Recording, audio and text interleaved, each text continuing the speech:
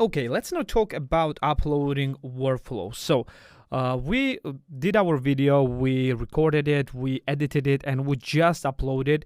I did not show you how to upload this video just because there is nothing really special in it. All you need to do is just go and press create right here and just upload a video, and you will upload the video. You can actually start doing everything that I will show you right here in the uploading workflow, but I highly suggest you to not do this right away because usually you will need to do some tweaks and some additional stuff that you cannot do while the video is uploading, because you will need to watch the video, etc., adjust some things, etc. So I would not suggest you to do everything there.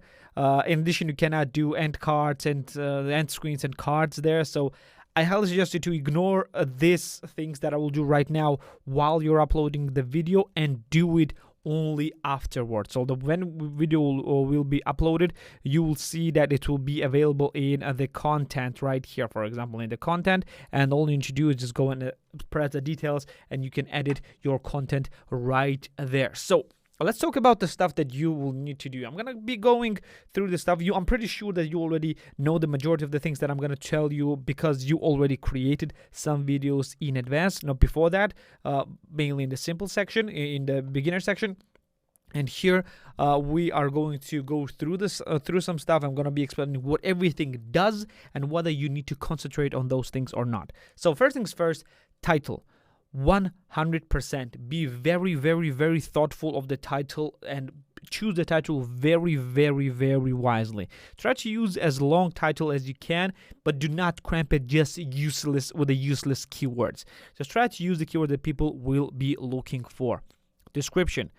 Fill out the description with the keywords that you think people might be looking for, but fill out them in the way so it would be put in the context. What I do in my case is just put just a very few line description, and then I copy the title and put them few times within my description. That's all that I need to do. That's all that I'm doing. Then put all the links that you want to include, including to other videos if you want. It's not necessary, but you can put it if you want. Usually in my case, I see that including the links to the other videos in the description, it does not work that much.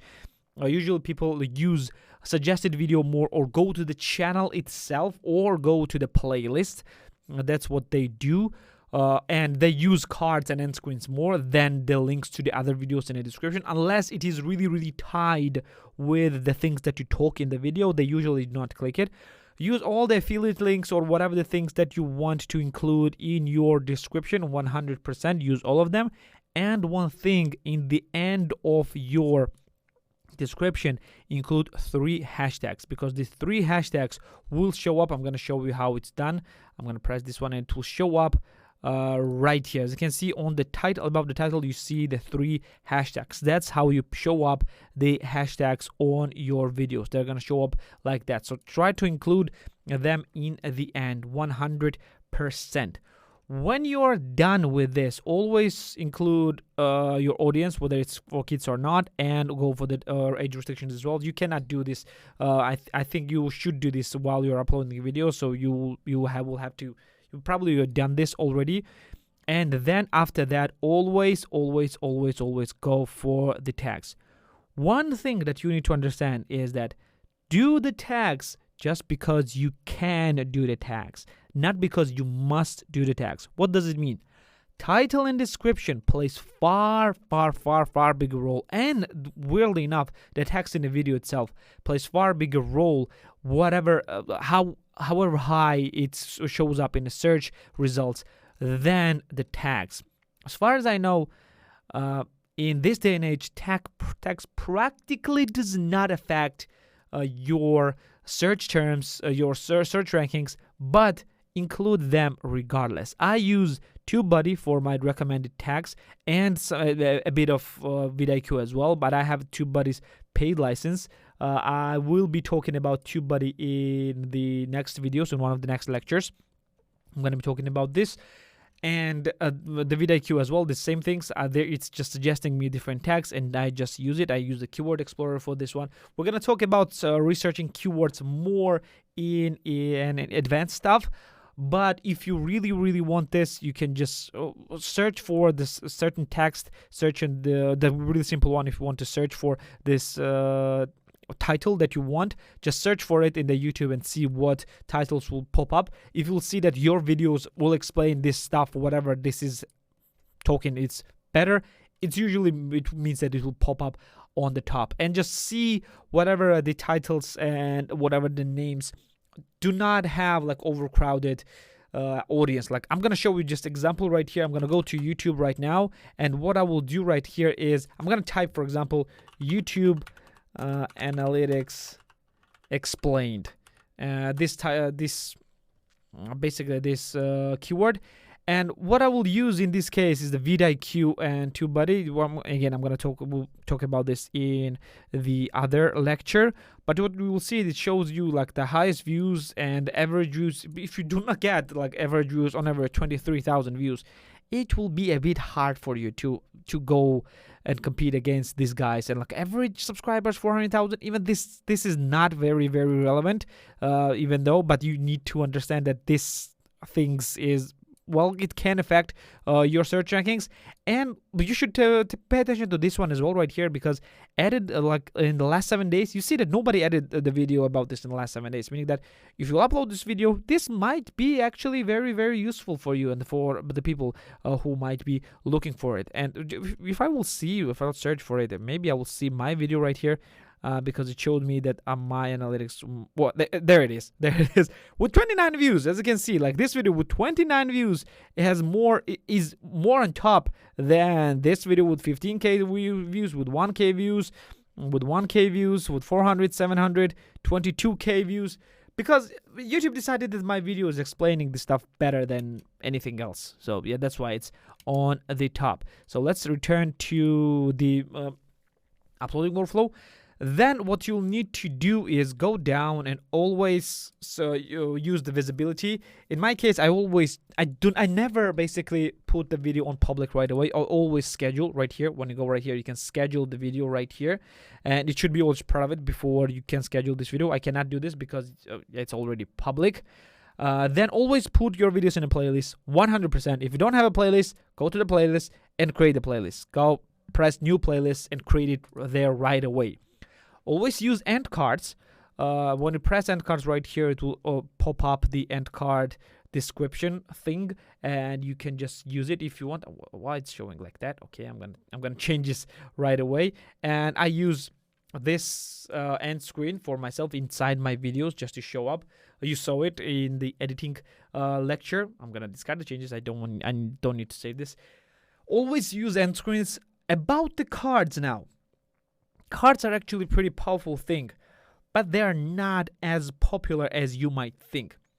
What you will need to do in cards is go for the average view count, however people are watching your videos on average. See that, and whatever people are doing on average, if they are watching your videos or not. See that, and I'm gonna explain analytics in the future videos, so you'll in future lectures, so you'll see that how you can find out what's your views on average, and try to include cards near the average watch time, because average watch time is the place where people usually do not watch your videos anymore. If you put the cards there, getting them to the other videos, then I'm going to show you how we can actually do that. If you press this one, and for example, for me, the average view time is somewhere right here. It was somewhere right now, not somewhere here, like somewhere right here. On 3 minutes, for example, I know that people usually leave the channel. Well, like on the 258. What I'm gonna do is I'm gonna put a card right here with a video and put something like this on this point. So I would know that, it's the same video. I already did this. So, okay, I will not put any video. So I will put the card right here. So people would go to this video, the card will pop up right here, and they can go to the other video rather than leaving my video entirely. So this is why you use cards. Just on the points where people usually just drop off, put the cards there, and you can use this as a means to retain that. It does not work always. It rarely works, to be fair, but why would you want to lose any views when you can retain them? So other than that, here there is nothing that you would want to know. One thing very important, people are often overlooking: go to more options and always choose video language, because when you choose video language here, YouTube will start generating automatic CC or closed captions for your videos, meaning that this is a metadata as well. YouTube does this regardless, but with this, when you have CCs, it is even better. It shows you your videos on the top of other videos without CC, because this is considered as a boon for your video. So 100% use this. Select the language, always select the language and select category. Select the language because this will generate CCs, and it usually is very, very accurate. In many cases, it just misses, but I would not worry about this. Or usually it's very, very accurate. So just use this for yourself as an additional point of metadata. The same thing as, for example, I forgot the name. The tags. Tags, not very useful, but still, you need all the help you can get, at least in the beginning of your channel's journey. So this is the things that you need to concentrate on the video. Of course, you upload the thumbnail. We already talked about thumbnail. You can select thumbnail right from here. It will pop up right here. You can select this. Or usually I do upload thumbnails from my YouTube Studio Mobile. We're going to talk about this again in the future lectures, just a few lectures after this. And I put it right here. You can upload it from this place, because this is where the upload custom thumbnail will appear. You can press right here and upload, or if you want, you can press options in the change if you want, or you can download.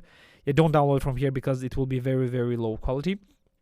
And yeah, this is all that you need to do. One more thing, try to include emojis or something like that in your description, because this helps, and lines and something like that, because this helps for your viewers to concentrate on the certain things in your description. Try to use this because this will help you. So this will be it for this one. Let's go to the next one.